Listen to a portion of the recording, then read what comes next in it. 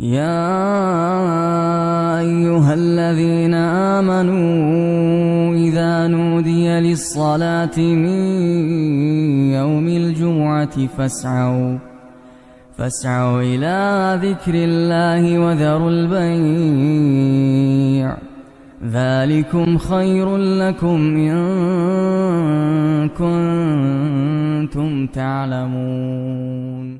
إن الحمد لله نحمده ونستعينه ونستغفره ونعوذ بالله من شرور أنفسنا وسيئات أعمالنا.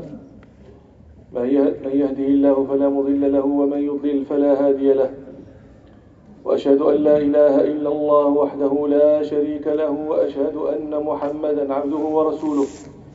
يا أيها الذين آمنوا اتقوا الله حق تقاته ولا تموتن إلا وأنتم مسلمون. يا أيها الناس اتقوا ربكم الذي خلقكم من نفس واحدة وخلق منها زوجها وبث منهما رجالا كثيرا ونساء، واتقوا الله الذي تساءلون به والأرحام إن الله كان عليكم رقيبا. يا أيها الذين آمنوا اتقوا الله وقولوا قولا سديدا يصلح لكم أعمالكم ويغفر لكم ذنوبكم، ومن يطع الله ورسوله فقد فاز فوزا عظيما. أما بعد، فإن خير الكلام كلام الله، وأحسن الهدي هدي محمد صلى الله عليه وآله وسلم، وشر الأمور محدثاتها، وكل محدثة بدعة، وكل بدعة ضلالة، وكل ضلالة في النار. كنا شرعنا في الجمعة الماضية في الكلام على الحديث الذي ذكر فيه رسول الله صلى الله عليه وسلم حال الناس وما يصيرون إليه، وأنه لا بد لكل واحد منا أن يكون أحد هذين، إما أن يلقى إليه هذا الكلام الجميل، وإما يقال له الكلام القبيح. نسأل الله العافية، نسأل الله رحمته، نسأل الله أن يختم لنا بخير.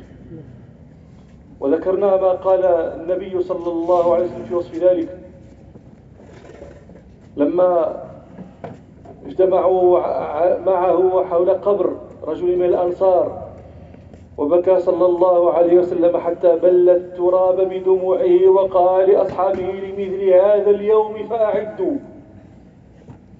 ثم أمرهم أن يستعيذوا من عذاب القبر، ثم أخبرهم صلى الله عليه وسلم بحال الرجل الصالح المؤمن الذي كان في انقطاع من الدنيا وإقبال على الآخرة، وأنه ينزل إليه حين يحتضر ملائكة من ملائكة الجنة، وجوههم بيض، معهم حنوط الجنة ومعهم كفن من أكفان الجنة، ويجلسون منه مد البصر، ويجيء ملك الموت فيقول له ذلك الكلام الذي يدل على حسن العاقبة: اخرجي أيتها النفس الطيبة، كانت في الجسد الطيب، اخرجي حميدة راضية مرضيا عنك. فتخرج فلا يتركونها في يده طرفة عين حتى يأخذوها منه ويعرجون بها إلى السماء، وتخرج منها كأطيب ريح وجدت على ظهر الأرض، حتى إذا بلغت الروح السماء الأولى يقول ملائكة السماء الأولى: ما هذه الروح، ما هذه الريح الجميلة؟ فيقال: من هذا؟ فيقال: فلان ابن فلان، لأحسن أسمائه التي كانت في الدنيا. فيرحب به أولئك الملائكة ويقولون له نحو مما قال له ملك الموت: أهلا بهذه الروح، كانت في الجسد الطيب، ادخلي مرضية عنك، إلى آخر ما ذكرنا في الجمعة الماضية. ثم إذا بلغت السماء السابعة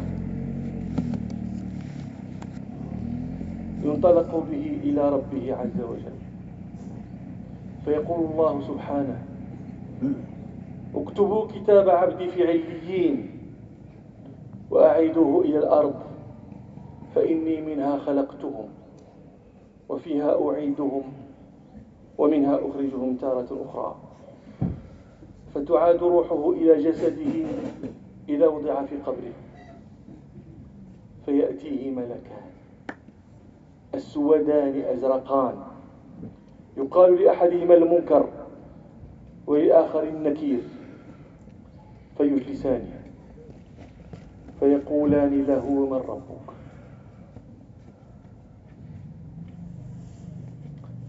هذا الامتحان الأخير أيها الناس، هذا أعظم الامتحان. أذكر مرة كنت أدرس في الجامعة هنا في الرباط، وكان امتحنت الطلبة، وكان امتحانا شفويا. فجلست أمامي طالبة، امرأة كبيرة في السن، تمتحن في مادة الفقه. والله يا إخواني إني هي الآن كأني أرى يديها ترتعشان من شدة الفزع في ذلك الامتحان. فلما انتهت من الامتحان وقامت هي قالت لي: أستاذ، هذا امتحان الدنيا، انظر كيف الفزع الذي كنت أفزع فيه أنا، مع أن التلميذة طالبة مجتهدة وطالبة. تقول هي: هذا امتحان، وليس امتحان الدنيا، هذا امتحان فقط في الدنيا، ما أكثر امتحاناتها وما أعظم غيرها. هذا امتحان صغير، مادة خلقت ما تجي فيه والو، استدراك وتنجحي وذاك. فقالت لي: هذا امتحان في الدنيا، انظر كيف فزعي فيه، كيف نكون في امتحان الآخرة.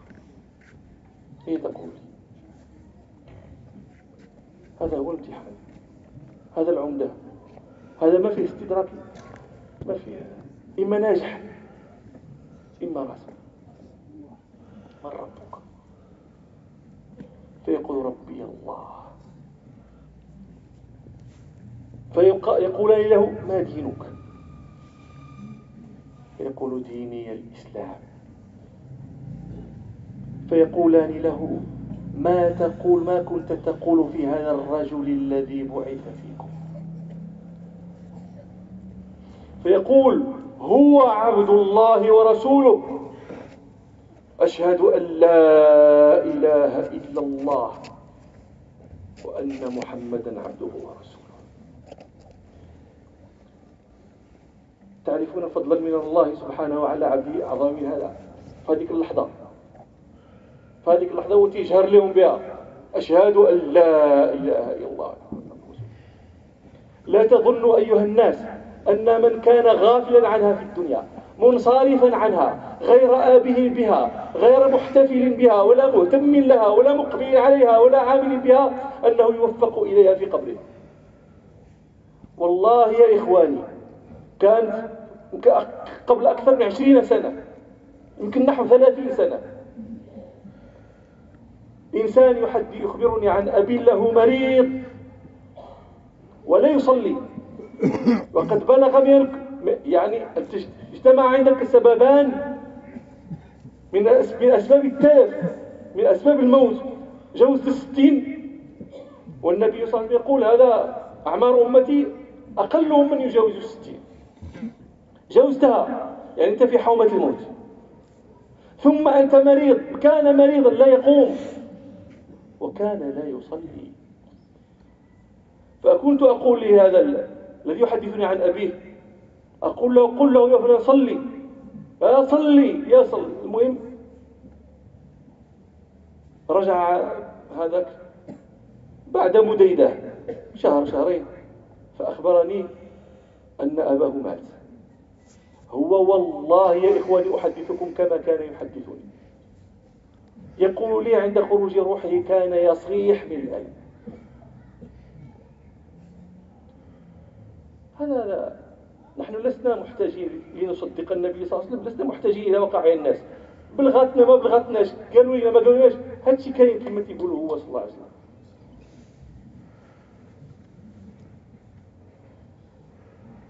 فتعرف فضل الله عليك لما يقول لك: ما كنت تقول في هذا الرجل، هذا هو الذي بعث فيكم. تقول هو عبد الله ورسوله، أشهد أن لا إله إلا الله وأن محمدا عبده ورسوله. فيقولان له: وما يدريك؟ ماش عرفت؟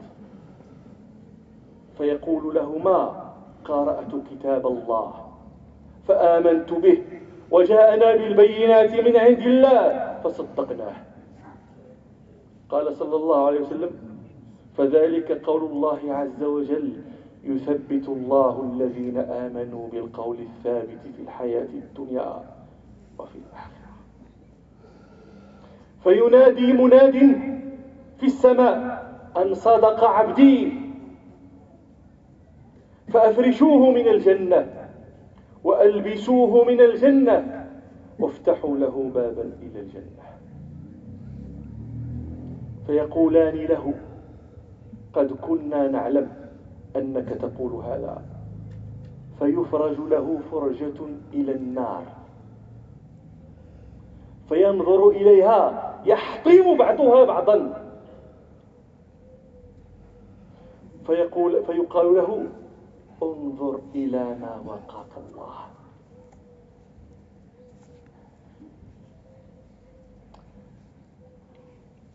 هذه راه عظيمة، غير هذه الشيء بلا ما يشوف جنة، غير هذه بوحدها. يفتح له باب إلى النار، يفرج له فرجة فينظر إلى النار، تشوف فيها ها وتشوفها، ويقال له: انظر فضل الله عليك، هل ينجيك الله منها؟ اشتيها هذه يحطم بعضها يحطم بعضها شتي كل شيء فيها.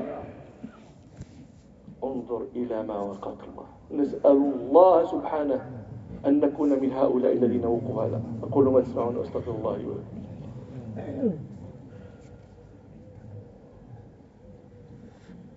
الحمد لله والصلاة والسلام على رسول الله وعلى آله وأصحابه ومن والاه وبعد.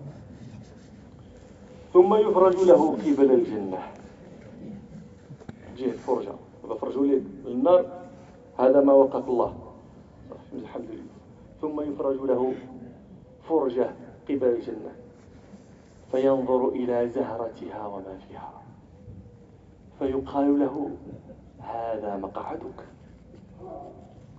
فيأتيه من روحها، من روحها وطيبها، يأتيه من نسيمها وطيبها، ويفسح له في قبره مد بصره، ثم ينور له فيه، ويقال له: على اليقين كنت وعليه مت وعليه تبعث إن شاء الله.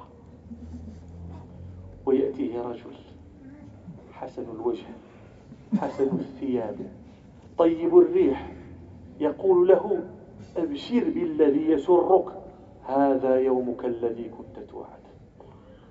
لما كنت تقرأ القرآن وتسمع وتقرأ أن الله تعالى وعد عباده يوما فيه كذا وفيه كذا، وعدهم جنة مع عرضها السماوات، هذا هو ذاك اليوم الذي عندما كان يجيئك وعد ربك فكنت تصدق به وكنت تعمل له وكنت تطمع فيه. أبشر بالذي يسرك، اليوم لا يأتيك إلا ما يسرك، هذا يومك الذي كنت توعد. فيقول هذاك الميت المؤمن، يقول لذاك الجميل، يقول له: من أنت؟ فوجهك الوجه يجيء الخير، بحال الوجه يجي منه الخير، من أنت؟ فيقول له: أنا عملك الصالح. يا إخواننا،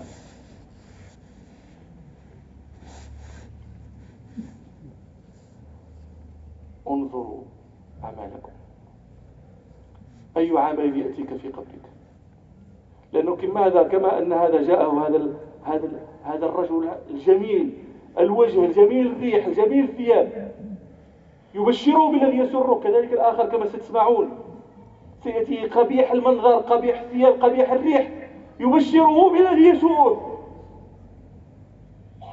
وما ذلك إلا كسب اليد. ربك سبحانه لا يظلم، فانظر أنت ما كسبت يدك مما يأتيك في قبرك.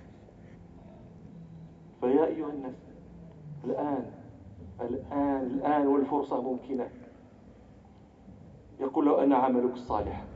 فيقول ذاك المؤمن الميت، يقول: يا ربي أقم الساعة. ما بقاش عنده الصبر، أو تيشوف المقعد ديالو وخصو تقوم الساعة باش يمشي يدخل بلاصتو، ما عندوش الصبر. أي ربي أقم الساعة حتى أرجع إلى أهلي ومالي. شوف في نومه، فيقال له نم كنومة العروس، لا يوقظه إلا أحب أهله إليه. هذه النعسة ديال خلق القبر، نومة العروس في الراحة وفي السعادة وفي النعاس الطيب اللذيذ اللي من بعد حتى من غيجي فيقك. الذي يوقظك ليس من يزعجك ولا من تبغضه، لا، يوقظك أحب أهلك إليك. فيبقى كذلك حتى يبعثه الله من مضجعه ذاك. نسأل ربنا سبحانه أن نكون من هؤلاء. نسأل ربنا سبحانه أن يختم لنا بخير. نسأل ربنا سبحانه أن يرزقنا العيش على ما يرضى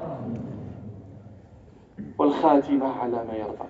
نسأل ربنا سبحانه أن اللهم اهدنا فيمن هديت، وعافنا فيمن عافيت، وتولنا فيمن توليت، واصرف عنا شر ما قضيت، فإنك تقضي ولا يقضى عليك، إنه لا يعز من عاديت ولا يذل من واليت، تباركت ربنا وتعاليت. اللهم اختم بالسعادة آجالنا، واقرن بالعافية غدونا وآصالنا، واجعل إلى جنتك مصيرنا ومآلنا. اللهم إنا عبادا من عبادك استضعفوا واقتحمت دورهم وقتل أبناؤهم ونساؤهم وعجائزهم. اللهم تداركهم برحمتك. اللهم كن لهم وليا ونصيرا. اللهم كن لهم ولا تكن عليهم. اللهم آل عبادك في أعدائك يوما من أيامك. اللهم اشف صدور قوم مؤمنين من أعدائك وأذهب غيظ قلوبهم. اللهم انصر أمير المؤمنين محمدا السادس نصرا تعز به الدين وتعلي به شأن المسلمين. اللهم أنبت ولي عهده نباتا تقر به أعين الصالحين، وهيئ له البطانة التي تعينه على الخير. اللهم صل على محمد وأزواجه وذريته كما صليت على آل إبراهيم، وبارك على محمد وأزواجه وذريته كما باركت على آل إبراهيم إنك حميد مجيد. سبحان ربك رب العزة عما يصفون، وسلام على المرسلين، والحمد لله رب العالمين.